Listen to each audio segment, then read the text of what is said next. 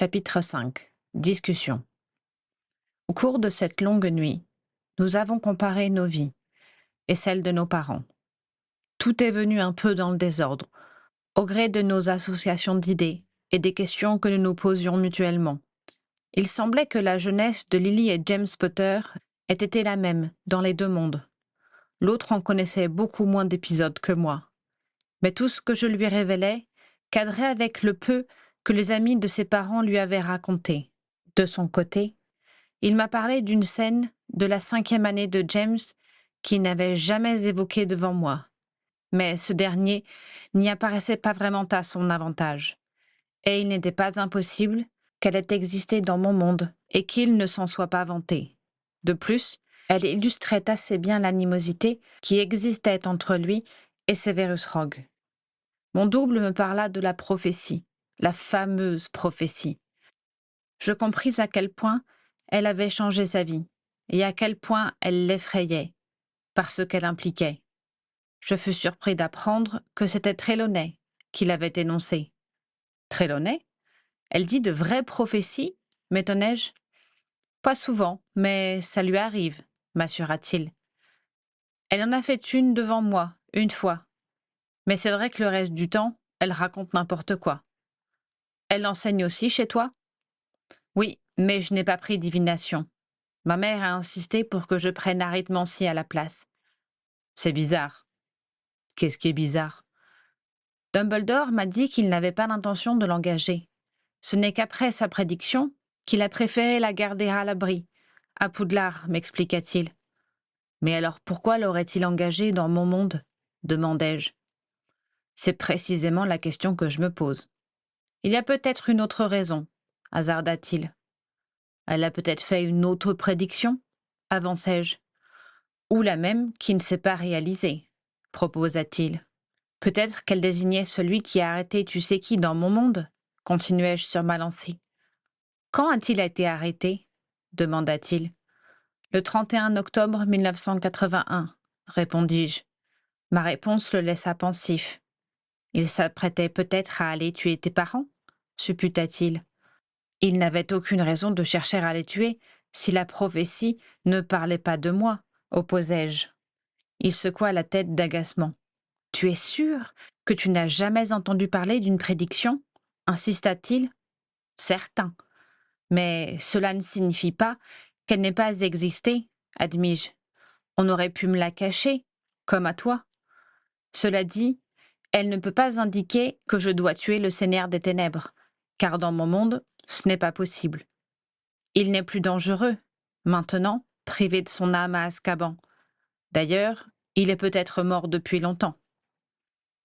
Nous avons laissé tomber le sujet, ne sachant quoi dire de plus. Il me raconta par le menu ce qui s'était passé le 31 octobre 1981. Quand je lui demandai comment il pouvait en connaître les détails, il m'avoua, sur un ton qui se voulait détaché, qu'il entendait toute la scène dans sa tête, en présence de détraqueurs. La compassion qui me saisit à cette révélation me coupa presque le souffle. Je détournai vivement les yeux pour qu'il ne puisse s'en rendre compte et en être blessé ou embarrassé.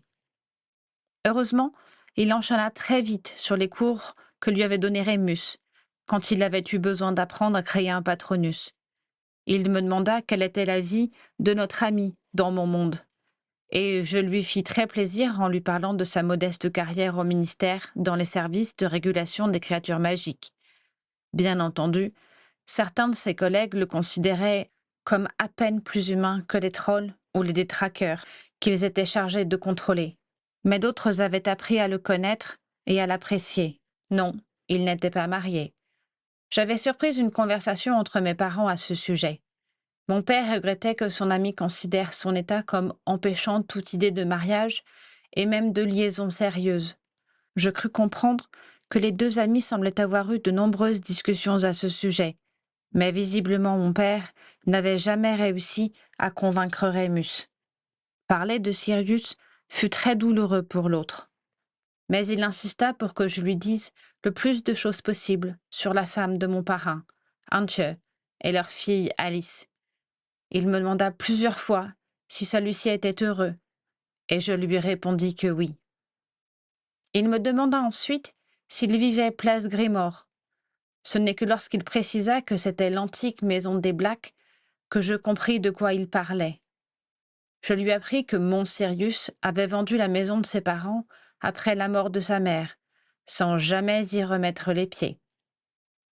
Mon double évoqua pour moi son séjour dans cette maison des horreurs et termina en me racontant les circonstances dans lesquelles son parrain avait disparu. Les mots avaient du mal à sortir. Il me fit là une véritable confession, et, aussi douloureux que cela semblait être pour lui d'évoquer ce jour-là, je sentis qu'il avait besoin de m'en parler. Même si son récit laissait apparaître les responsabilités diverses qui avaient abouti à ce résultat, à savoir le mensonge de l'elfe, les cours d'occlumencie sabotés par Rogue, les silences de Dumbledore, il se considérait cependant comme le principal responsable de la disparition de son parrain. C'est lui qui avait pris la mauvaise décision, lui qui avait désobéi aux directives des adultes et lui qui n'avait pas écouté Hermione. En outre, il avait mis ses amis en danger de mort. « Ils n'étaient pas obligés de te suivre ?» lui fis-je remarquer. « S'ils sont venus, c'est qu'ils étaient d'accord avec ton analyse de la situation. » Justement non. Hermione a essayé de me retenir. Raison de plus pour ne pas y aller. Tu ne peux pas te considérer comme responsable du choix des autres. De toute façon, ils ne sont pas de ton côté uniquement pour te faire plaisir. Si tu perds, ils sont mal barrés, eux aussi. Peut-être, mais si je n'avais pas voulu aller au ministère, Sirius serait encore vivant. Qu'en sais-tu? Et qui sait ce que celui dont on ne doit pas prononcer le nom aurait imaginé pour te faire aller là-bas, si cette tactique n'avait pas marché? Il aurait peut-être enlevé Ron ou Hermione, et c'est eux qui seraient morts. Tu veux que je me félicite de ce qui est arrivé à Sirius? Je te fais simplement remarquer que c'est débile de te croire responsable de tout. Il y a eu des morts dans la guerre que mes parents ont menée avant ma naissance. Il y en aura dans la tienne. Tu n'y peux rien. Il haussa les épaules, manifestement peu désireux de poursuivre notre conversation sur ce thème. Je changeai donc de sujet. Je sais que Ginny est coriace, et j'ai vu Ron et Hermione en cours de défense. Mais j'ai du mal à imaginer Neville et Luna se battre contre des mange-morts. Il me parla alors de l'AD, ces cours clandestins de défense qu'il avait donnés l'année précédente, et je compris d'où il tenait ses aptitudes à enseigner. Nous avons ensuite comparé la personnalité de nos amis. « Elle est comment, Luna, chez toi ?» me demanda-t-il. « Comme ici, fantasque, décalée et amie avec Ginny, » répondis-je. J'adore ces commentaires. Des fois, j'invente des trucs déments et je lui en parle. Une fois, je lui ai raconté une histoire inspirée d'un livre de fantasy moldu que ma mère avait acheté à ma sœur Rose. J'ai tout retrouvé dans le chicaneur un mois plus tard, avec plein de détails inédits. Mon père était mort de rire quand je lui ai raconté. J'imagine, estima-t-il, en souriant lui-même. Je lui ai ensuite décrit mon Neville à moi, beaucoup plus affirmé que celui qui vivait ici, pince sans rire, populaire. Dans un premier mouvement, l'autre sembla avoir du mal à me croire. Puis il admit que la façon dont sa grand-mère avait élevé notre condisciple n'avait pas dû l'aider à montrer tout son potentiel. Je lui demandai ce qui était arrivé aux parents de mon ami, et, après avoir hésité un instant, il me le dit. Je ressentis une nouvelle fois une profonde compassion, et je lus dans les yeux de mon double la réplique de ce que je ressentais. Nous avons longuement parlé de Ginny. Cela lui faisait plaisir. Et j'étais également très curieux de mieux connaître ma meilleure amie. Il me raconta l'épreuve qui avait été la sienne lors de sa première année. Je fus bouleversée d'apprendre qu'elle avait été la victime d'une résonance de vous savez qui.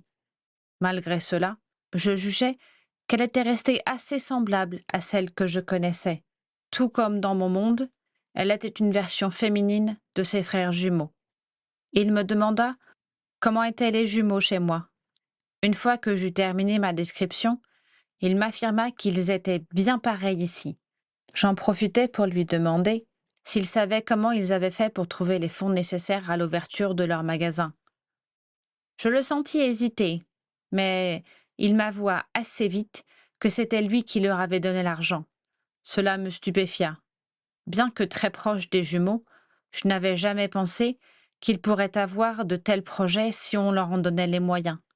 Ils m'avaient confié leur intention de vendre leurs produits par l'intermédiaire de Zonko, et je n'étais pas allé chercher plus loin, alors même que les activités de mon père auraient dû m'en donner l'idée. Honteux, je demandais à mon double comment, lui, avait été amené à leur faire cette proposition.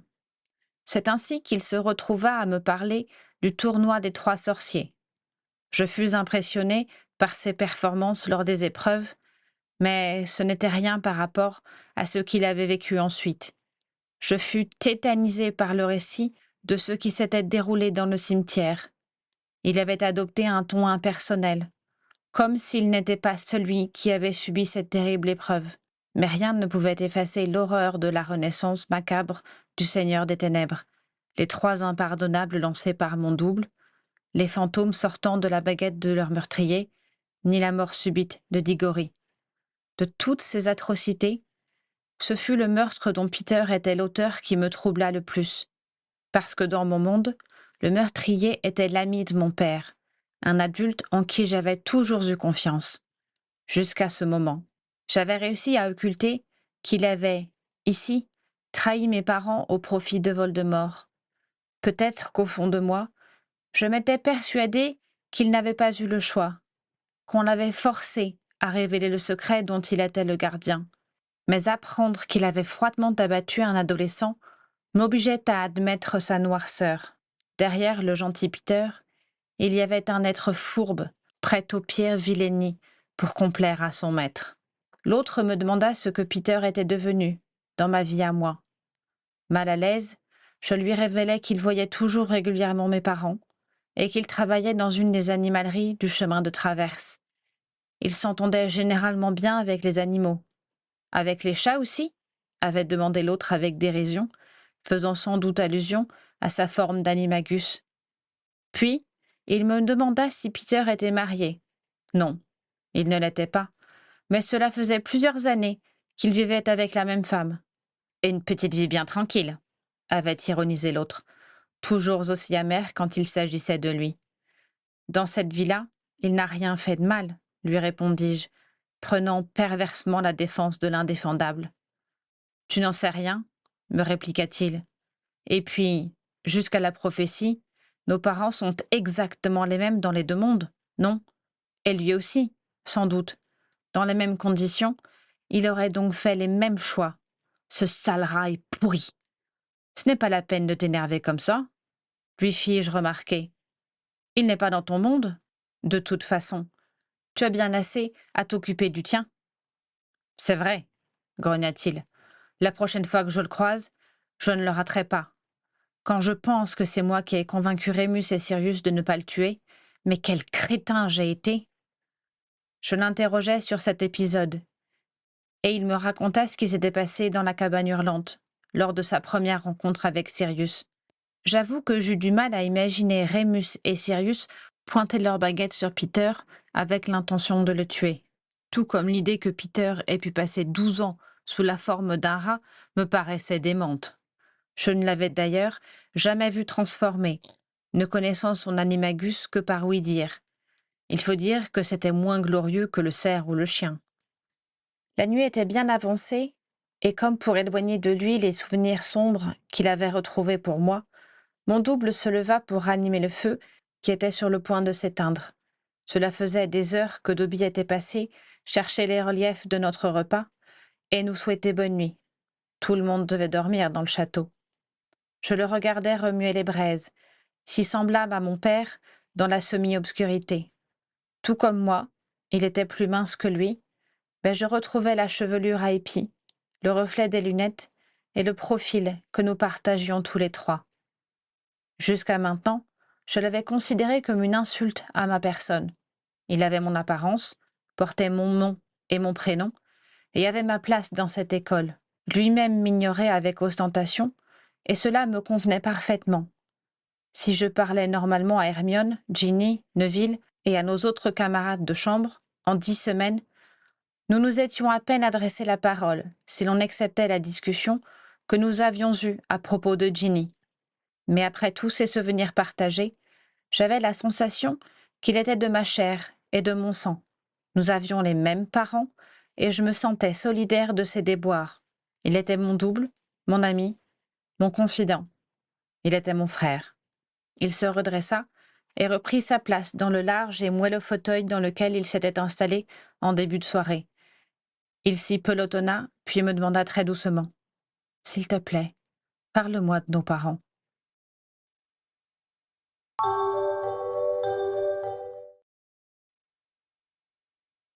J'eus beaucoup de mal à commencer. J'avais peur de le blesser en racontant mon enfance, qui d'un seul coup m'apparut singulièrement heureuse et choyée. J'avais toujours considéré ma famille comme banale, des parents que j'aimais beaucoup, mais dont les remontrances et conseils m'agaçaient. Une petite sœur, assez mignonne à ses heures, mais la plupart du temps pot de colle et piailleuse. Devant cet autre moi-même qui avait eu une enfance calamiteuse, les rares allusions qu'on en avait faites devant moi avaient été assez parlantes. J'avais presque honte d'avoir eu autant de bonheur sans le mériter, et surtout sans en apprécier la valeur. Mais il insistait pour avoir toujours plus de détails, et il me fut impossible de résister à ses demandes, tant je sentais dans sa voix le besoin qu'il avait d'en savoir davantage.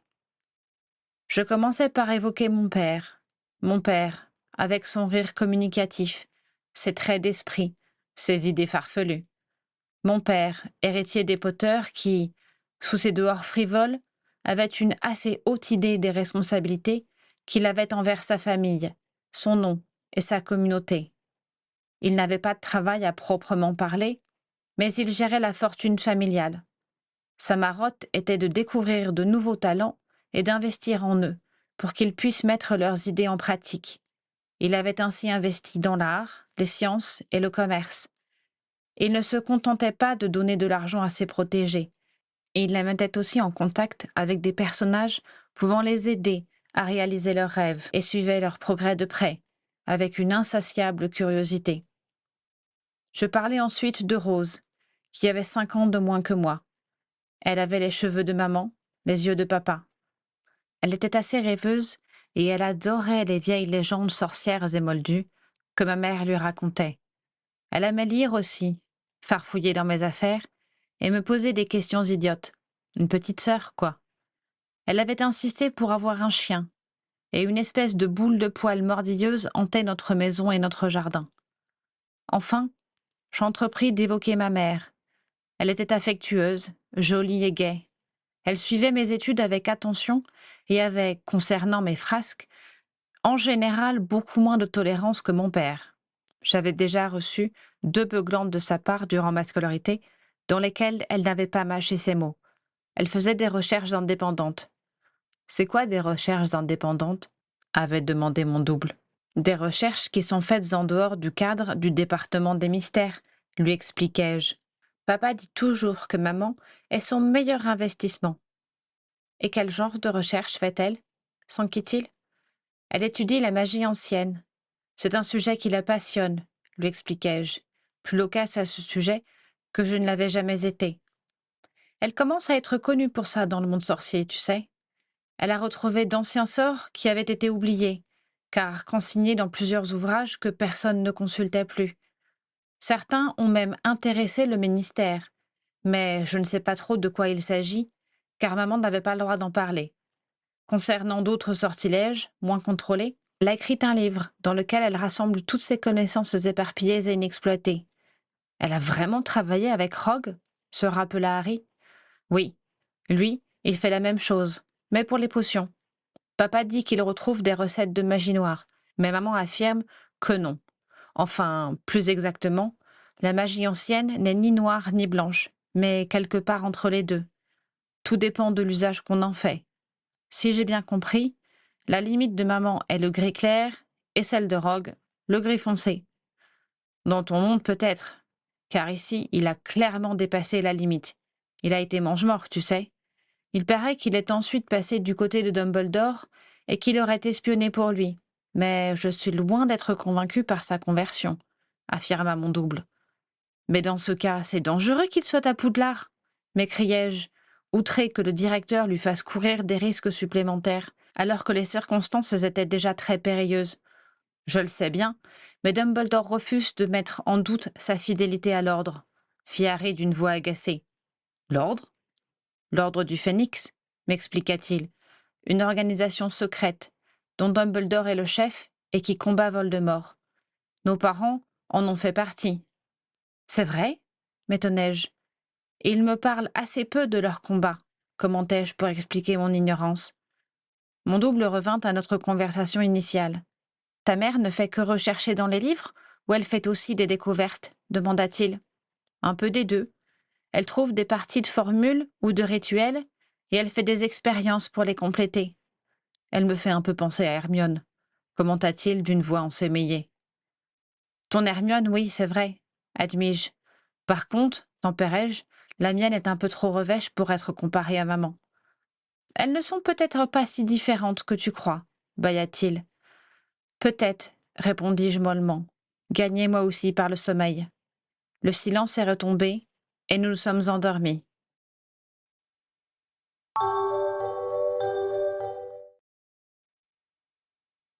Nous fûmes réveillés par l'elfe Dobby, inquiet de nous retrouver dans les fauteuils de la salle commune, quand il vint nous livrer notre petit déjeuner. Assommés de n'avoir dormi que 3 heures, nous sommes allés dans l'une des salles de bain communes disposées à mi-étage des dortoirs pour nous rafraîchir un peu. Nous avons investi 2 lavabos contigus et nous nous sommes passés le visage à l'eau froide. Quand nous nous sommes redressés et avons émergé de nos serviettes de toilette, nous nous sommes vus, côte à côte, réfléchis par le grand miroir disposé au-dessus des vasques. Ce fut très troublant de nous voir ainsi tous les deux. Ça doit faire bizarre pour les autres, nota Harry. Oui, approuvai-je. T'as remarqué au moins que j'ai changé de coiffure pour faciliter notre identification. Bien sûr, me répondit-il du ton de celui qui n'a rien remarqué du tout. Hé, Potter, le taquinai-je. Tu devrais faire réviser tes lunettes. T'es complètement bigleux. Au fait, me demanda-t-il, comment tu veux que je t'appelle ? T'as qu'à dire Simon, lui répondis-je. Je suis habitué maintenant. Et puis, c'est toi le Harry Potter ici. Désolé, murmura-t-il embarrassé. De quoi ? Demandai-je. Ce n'est pas de ta faute si j'ai atterri ici. À moins que tu ne m'aies caché quelque chose. Tu as fait un rituel d'invocation. Tu as craché 3 fois au-dessus de ton épaule gauche un jour de nouvelle lune, alors que Mars était en conjonction avec Saturne. Tu crois que ça leur a marché ? Demanda-t-il avec une moue amusée. Je ne sais pas. Et si on tentait le coup ? Si ça se trouve, il y a une infinité de mondes parallèles. Il nous suffit de récupérer une 50aine de Harry Potter, et ton Voldemort, on n'en ferait qu'une bouchée. L'idée parut lui plaire, et c'était à assez bonne humeur que nous avons mangé nos œufs au bacon.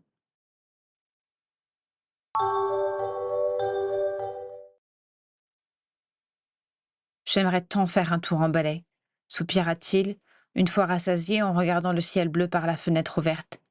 On n'a qu'à demander à McGonagall, proposai-je. Elle ne va jamais vouloir. Elle était très en colère l'autre fois, parce qu'elle avait eu peur pour nous. Mais elle doit être un peu calmée, maintenant. Et comment on lui demande ? Me demanda Harry dubitatif.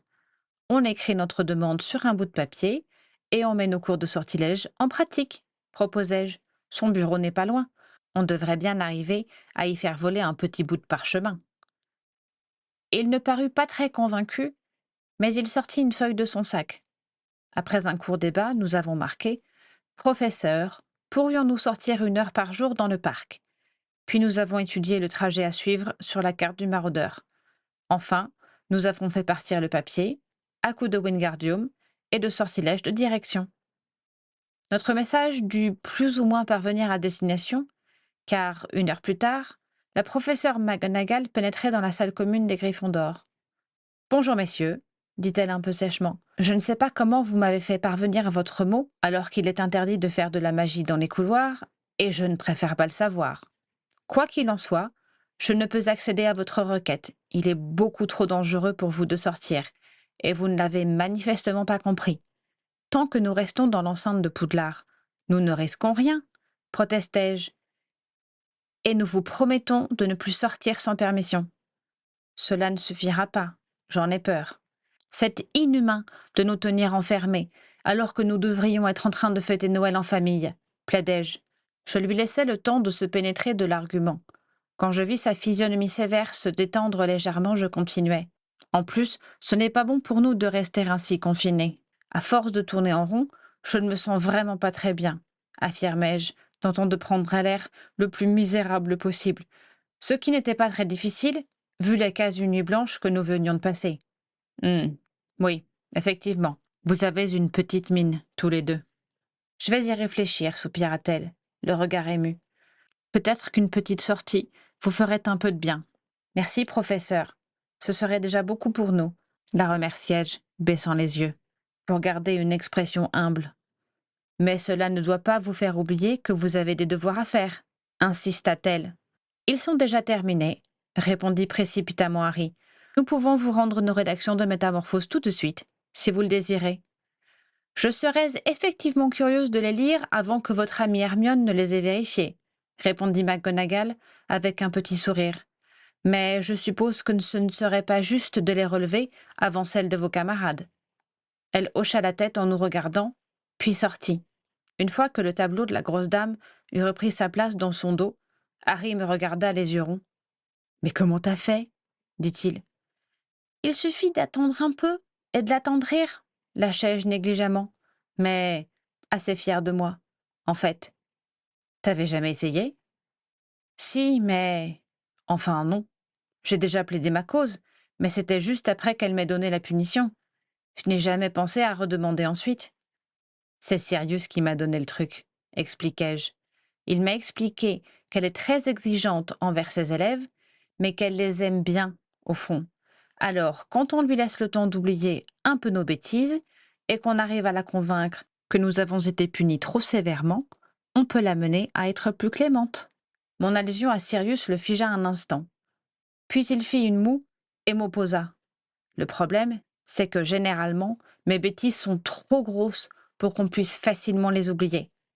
C'est vrai que tu joues dans la cour des grands, admis-je en riant.